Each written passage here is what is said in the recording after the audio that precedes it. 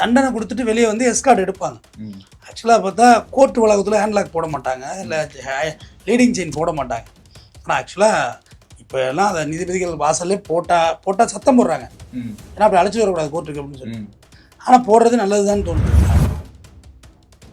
முன்னாடி ஒரே அடி நீதிபதி முன்னாடி அடிச்சு ரத்தம் ஊற்றுதுங்க, வழியுது, அப்படியே பொங்குது அப்படியே. அதோடய போலீஸ் 3 போலீஸ் மடக்கி பிடிச்சிருக்காங்க. இவர் ஒரு 3 போலீஸு, பாண்டியராஜன் ஒரு சகோதரர் 3 போலீஸு. ஜட்ஜாவேன் வெளியே வந்து அவன் உலகம் பாரு, வெட்டுறம் பாரு, வெயிலில் வரையும் வந்து அவன் கொலை பண்ணுறோம்டா, நாங்கள்லாம் வெள்ளைக்காளி கேஸ்காரன்டா அப்படின்னு. கஞ்சா வழக்கில் கொடுத்தது தான் போதைப்பொருள் தடுப்பு பிரிவு நீதிமன்றம் இருக்குல்ல, அதில் கொடுத்த தீர்ப்பு தான் அது. 12 ஆண்டுகள் சிறை தண்டனை, 25 கிலோவுக்கு மேலே கஞ்சா வச்சுருந்துருக்காங்கன்னு சொல்லி அந்த வழக்கில் தீர்ப்பு கொடுத்தது. அதில் தான் அவருக்கு ட்ரிகர் ஆனது. அவர் மனைவி கனி அவங்க பேட்டி கொடுக்குறாங்க, என் கணவர் வீடியோ கால் பேசினார் முத்தாரால், நீங்கள் என்னங்க அதுக்குள்ளே செதுப்பிட்டாரு சொல்கிறீங்க, ஏதோ திட்டம் போட்டு பண்ணிட்டீங்க. வீடியோ கால் பண்ணுற அளவுக்கு ஆக்சஸ் இருக்குது. சிறையில் ஒரு டெத் ஆகிட்டா அந்த சூப்பரண்டுக்கெல்லாம் எவ்வளோ தலைவலி தெரியுமா? அதனால் நீங்கள் வந்து வேறு மாதிரி நினைக்கிறீங்க, மக்கள் நினைக்கிற மாதிரி. ஜெயிலில் செத்துட்டா பெரிய இஷ்யூங்க. அது இப்போ அட்டாப்சி செய்யப்படும். அட்டாப்சியில் கொலையாக இருந்தால் சூப்பரண்டு மாட்டிக்க மாட்டாரா? கொலைனா எதுக்கு பண்ணாங்க, யார் பண்ணா? மதுரைனா கூட நீங்கள் சொல்லலாம், இல்லை அவங்க டீம் உள்ள இருக்காங்கன்னு. கடலூரில் யார் இருக்கா? சேம்பர் வைக்கணும், சிக்னல் சேம்பர் வைக்கணும் ஜெயிலில். வாக்கி டாக்கிக்கு சாம்பருக்கு சம்மந்தம் கிடையாது. சிக்னல் சாம்பர் செல்லை பிளாக் பண்ணுறது தான். சாம்பர் வைக்க வேண்டியதானே எல்லாத்தையும். ஜட்ஜை வெட்டுவேன் அடுத்தடுத்த கேஸ்லாம் என்ன மைண்ட் செட் எடுப்பாங்க உங்க மேலே?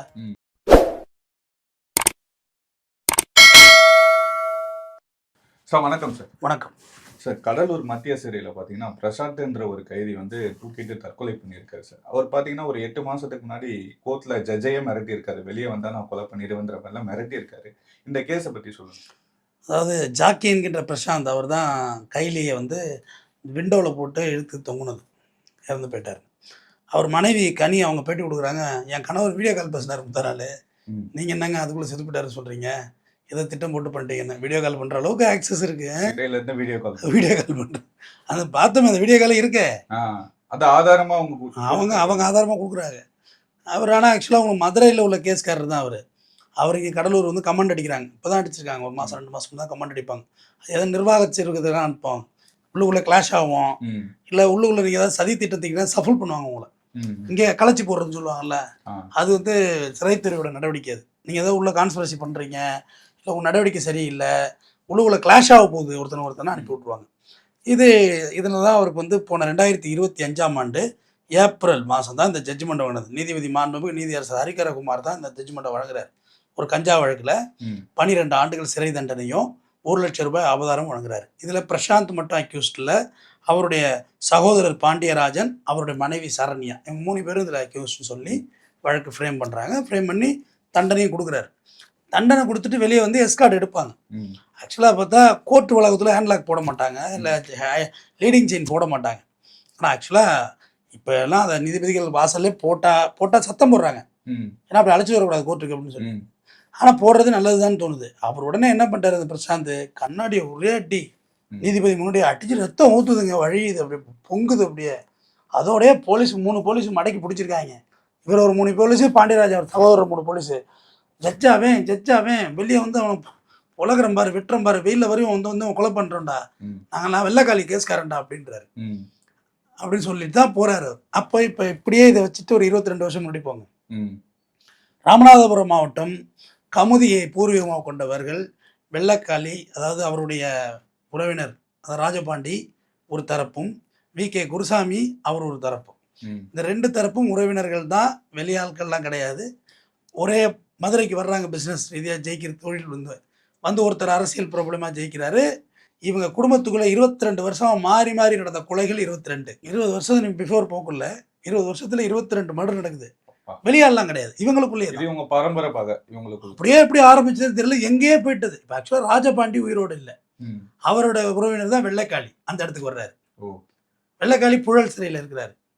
அப்போ கடந்த மாதம் கூட அவங்க மனைவி திவ்யா வந்து ஒரு மனு கொடுத்தாங்க, என்கவுண்டர் பண்ண போகிறாங்க எங்கள் புருஷனை காப்பாற்றுங்கன்னு சொல்லி ஒரு மனு ஒன்று ஃபைல் பண்ணியிருக்காங்க மனைவி திவ்யா. இதுதான் வந்து இவருக்கு ஒரு போக்குள்ள கடைசியாக ஒரு வாரம் சொன்னார், ஏய் நான் வெள்ளைக்காளி கேஸ்காரன் அப்படின்னு சொல்லிட்டு போகிறார்ல. இதில் வந்து கடந்த இதில் வி.கே. குருசாமியுடைய தங்கச்சி பையன் யாருன்னு பார்த்தீங்கன்னா கிளாமர் காளி, அவர் வந்து கொலை செய்யப்படுறாரு. அவர் கொலை செய்கிறதுல வந்து பார்த்திங்கன்னா அதில் சுபாஷ் சந்திர போஸ் அப்படிங்கிறவர் வெள்ளைக்காளியுடைய ஆள். அவர் என்கவுண்டர் செய்யப்பட்டார் சிவகங்கை மாவட்டத்தில் பிடிக்க போகல. அதை தான் இவர் சொல்லுவார் பிரசாந்த், சுபாஷ் சந்திர போஸ் என்கவுண்டர் பண்ணீங்களா, அதுக்கு என்ன பண்ணீங்க அப்படின்னு சத்தம் போடுவார். நான் கோர்ட்டில் அப்படி போடக்கூடாது, பெரிய தவறு தான் அது போடுவார். இப்படியா அந்த பகை வளர்ந்து வளர்ந்து வளர்ந்து வந்து இந்த எல்லாமே மாறி மாறி மாறி இந்த டீமுக்குள்ளேயே நடந்துக்கிட்டு தான் இந்த வெள்ளைக்காளி டீம் வி கே குருசாமி தரப்போம். இதை ராஜபாண்டி வர்சஸ் வி கே குருசாமின்னு தான் இருந்தாங்க. பட் ராஜபாண்டி இறப்புக்கு பதில் அது வெள்ளைக்காளி வந்து அந்த பகை எடுக்கிறாரு. இந்த யார் கிளாமர் காளி கொலையில் வந்து பார்த்தீங்கன்னா வெள்ளைக்காளியுடைய தாயார் உள்பட 7 பேர் கைதாகிறாங்க அந்த வழக்கில். ஆண் பெண்ணுங்கிற பேதனால எல்லாருமே அதில் உள்ள இன்வால்வ்டு தான், அவங்க கைதாகிறாங்க. இந்த வழக்கு ஆக்சுவலாக இவர் மேலே இந்த ஹரி என்கிற பிரசாந்த் மேலே கொடுக்கப்பட்ட தண்டனை வந்து பார்த்தீங்கன்னா கஞ்சா வழக்கில் கொடுத்தது தான். போதைப்பொருள் தடுப்பு பிரிவு நீதிமன்றம் இருக்குல்ல, அதில் கொடுத்த தீர்ப்பு தான் அது. 12 ஆண்டுகள் சிறை தண்டனை, 25 கிலோவுக்கு மேலே கஞ்சா வச்சுருந்துருக்காங்கன்னு சொல்லி அந்த வழக்கில் தீர்ப்பு கொடுத்தது. அதில் தான் அவர் ட்ரிகர் ஆனது. அப்போ தான் கடலூர் ஜெயிலில் உங்களுக்கு இந்த அவர் தற்கொலை பண்ணிக்கிட்டாருங்கிற தகவல் உங்களுக்கு முந்தா நாள் வந்துச்சு. இப்போ அந்த கேஸ்ல பாத்தீங்கன்னா ஒரு நீதிபதியை மிரட்டின வீடியோ வந்து ரொம்ப வைரலா போச்சு சார். ஆமாம், யார் இவங்க நீதிபதியை மிரட்டுறாங்க, போலீஸுக்கு பயப்பட மாட்டாங்கன்ற மாதிரி தான். நானும் ஃபர்ஸ்ட் டைம் இதுதான் பார்த்தேன். உண்மையும் கூட நானும் பார்த்ததில்லை. எல்லாருமே ரொம்ப பொலைட்டாக போவாங்க. ஜட்ஜ்மெண்ட் அன்னைக்கு பார்த்தீங்கன்னா ரொம்ப பொலைட்டாகிடுவாங்க. கொஸ்டினிங் கேட்பாங்க, 330ன்னு சொல்லுவாங்க. அது கூட மாண்புமிகு நீதியரசர் என் செந்தில்குமார் ஐயாவோட ஜட்ஜ்மெண்ட் ஒன்று இருக்கு பாருங்க. அதில் சொல்லுவார் 330 வந்து வேலிட் பண்ணணும், நிறைய இடங்களில் அது வேலிட் ஆகலைங்கிற மாதிரி அவர் ஜட்ஜ்மெண்ட்டில் வேலிட் பண்ணணும்னு சொல்லுவார். கேட்பாங்க உன்ட்ட இந்த மாதிரிலாம் உன் மீது குற்றம் சுமத்தப்பட்டு ஆசா 1 அப்படின்னா அரசு சாட்சி 1 2 3 வரிசையாக சொல்லுவாங்க. டாக்டர் ரிப்போர்ட்டு எல்லாத்தையும் சொல்லி இப்போ குற்றம் சொல்கிறேன், நீ என்ன சொல்கிற அப்படின்னு கேட்பாங்க. இல்லைங்கய்யா பொய் வழக்குன்னு சொல்லுவாங்க. அது முக்கியமான வேலிடாக எடுக்கணும், ஆனால் அது எடுக்கிறது இல்லை. கோர்ட் ப்ரொசீடிங்ஸ் தானே அது. அப்போ வந்து தண்டனை கொடுத்த பிறகு என்ன சொல்கிற, உனக்கு தான் வந்து 12 வருஷம் தண்டனை கொடுக்குறேன், என்ன சொல்கிறேன்னு கேட்பாங்க.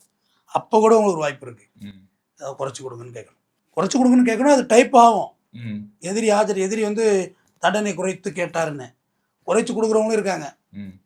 12 வருஷம் 10 ஆண்டுகளாக நீதிமன்றம் அவங்க ஃபேமிலி அதெல்லாம் கன்சிடர் பண்ணி இல்லை உனக்கு கொடுக்குற வாய்ப்பு அது நீதிமன்ற சான்சஸ் 10 வருஷமாக கொடுக்குறவங்க ஜட்ஜ்மெண்ட் அடிக்கிறவங்களும் இருக்காங்க, 12 வருஷத்தோடு விடுறவங்களும் இருக்காங்க. ஆனால் அது டிக்டேட் பண்ணப்பட்டிருக்கும். இந்த லாஸ்ட் லைன் இருக்குல்ல, எதிரியிடம் தெரிவிக்கப்பட்டது, தண்டனை தெரிவிக்கப்பட்டது, அதில் எதிரி இந்த பதிலை சொன்னார் அப்படின்னு சொல்லி முடிப்பாங்க. அப்போ கோர்ட்டில் போய் ஜட்ஜாவேன் அவனை வெட்டுவேன், வெளியே வந்து வெட்டுவேன்னா அது எப்படி லாஜிக்காக இருக்கும்? நல்லா இருக்காது இல்லை அது.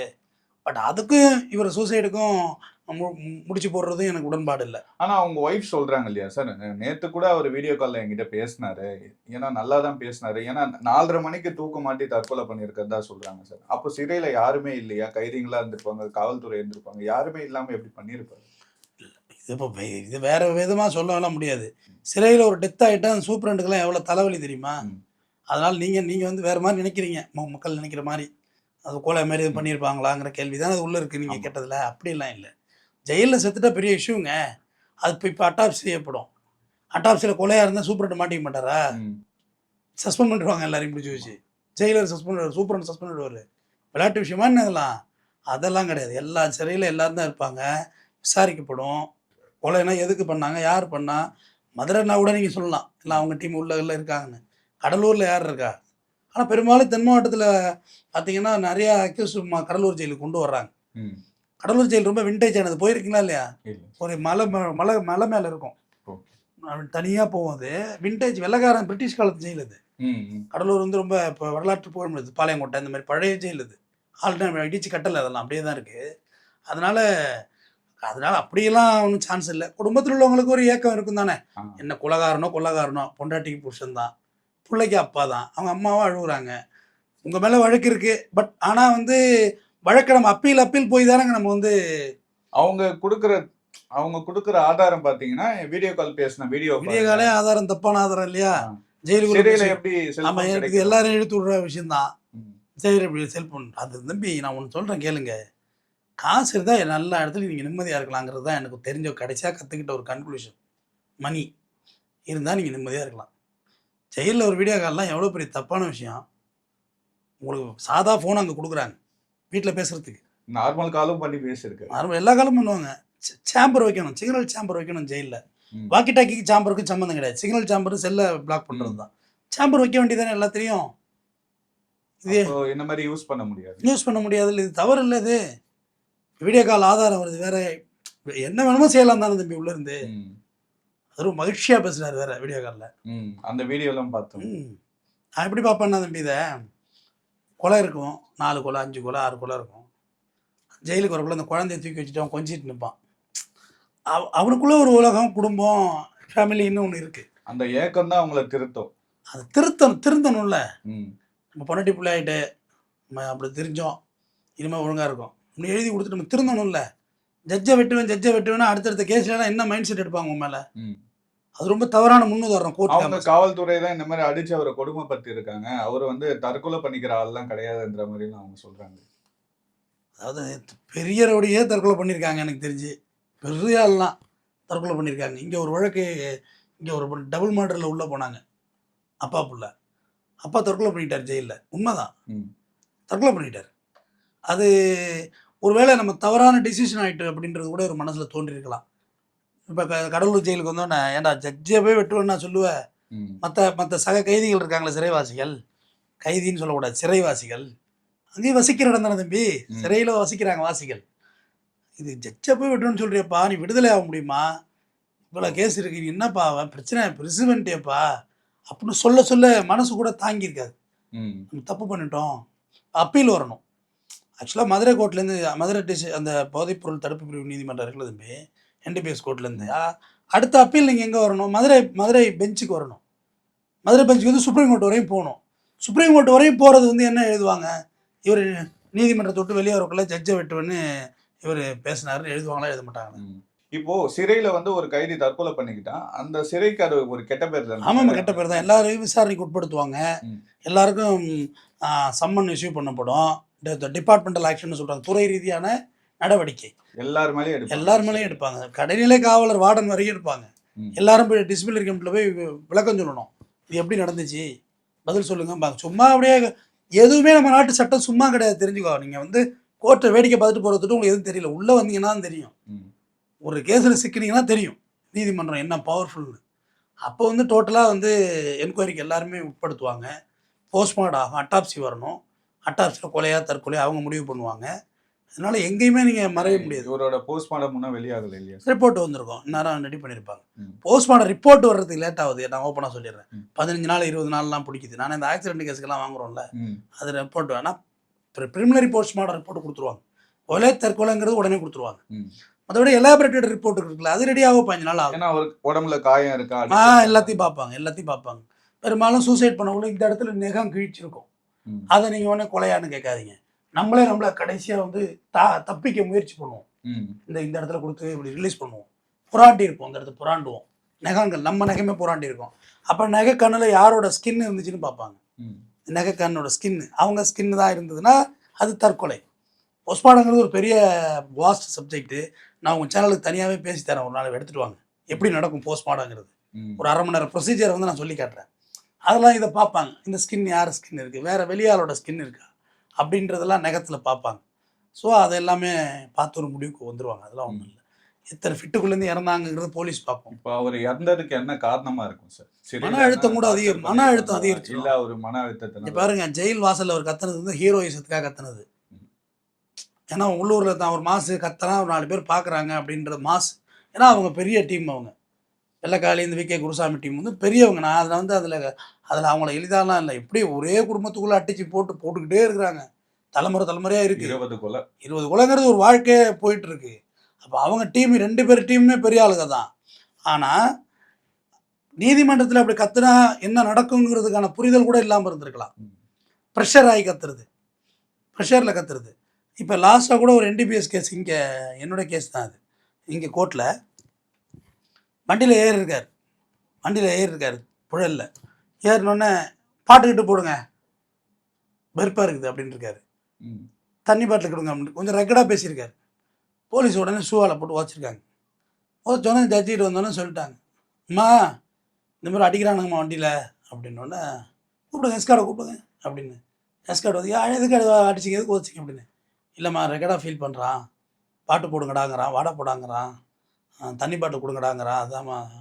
அதுக்காக அடிப்பியா? அவர் 8 வருஷமாக ஜெயிலில் இருக்கார். அவருக்கு எவ்வளோ மென்டல் ப்ரெஷர் இருக்கும். அதுக்காக அடிப்பீங்களா? எஸ்கார்டுக்கு அதுக்கு என்ன ட்ரைனிங் எடுத்தா நீ? போலீஸை கேட்குறாங்க ஜட்ஜம்மா, நீங்கள் என்ன ட்ரைனிங் எடுத்த? அப்படி தான் இருப்பாங்க. ப்ரெஷர் அவங்களுக்கு அதிகமாக இருக்கும். ஒரு நாள் வெளியே வர்றாங்க, அப்போ தான் வெளி உலகத்தை பார்க்குறாங்க, சுதந்திர காற்றை சுவாசிக்கிறாங்க. அப்போ அவங்க அப்படி தான் பேசுவாங்க. நீங்கள் அதெல்லாம் ஹேண்டில் பண்ணுறது தான் நீங்கள் வந்து உங்களுக்கு ட்ரைனிங் கொடுத்துருக்காங்க. எப்படி அடிச்சிங்க நீங்கள்? அவர் இந்த கோர்ட்டுடைய அக்யூஸ்ட். அவர் நான் விசாரிச்சுக்கிட்டு இருக்கேன். அக்யூஸ்ட் நான் ரிமாண்ட் பண்ணியிருக்கேன். திருப்பி பத்திரமா அம்மா திருப்பி போகல அடித்தாலும் அடிக்க போகிறானுங்கம்மா அப்படின்னு. திருப்பி போகல அடிச்சிங்கன்னா அடுத்த வாட்டி எஸ்கார்ட்டில் நான் கேட்பேன். அத்தனை பேருக்கு மெமோ கொடுத்துருவோம் நாங்கள். கைதிகளை எப்படி பார்த்துக்கணும்னு ஒரு ப்ரொசீஜர் இருக்குது. அவங்க நீங்கள் எப்படி பார்ப்பீங்க? அவங்க மனநிலை எப்படி இருக்கும்? ப்ரெஷராக இருக்குங்க. அவங்க வந்து ஜெயிலுக்குள்ளே வேறு எதையுமே பேச மாட்டாங்க. சொன்னதே திருப்பி திருப்பி பேசிகிட்டு இருப்பாங்க. கேஸு, குடும்பத்தை பற்றி கொஞ்சம் நினைப்பாங்க. கேஸு விடுதலை ஆகுமா ஆகாது, அவங்களே பேசி பேசி குழப்பமாயிடும். அதனால கூட தற்கொலை பண்ணியிருக்கலாம். நான் வந்து ஆஸ் பர் ரெக்கார்ட் சூசைட்னு சொல்லியிருக்காங்க. அதே தான் நானும் கன்ஃபர்ஸ் பண்ணுறேன். மாறி வந்து ரெக்கார்டு வந்தால் கண்டிப்பாக திருப்பி மறுபடியும் மாற்றி பேசுவோம். ஓகே, நன்றி. ரொம்ப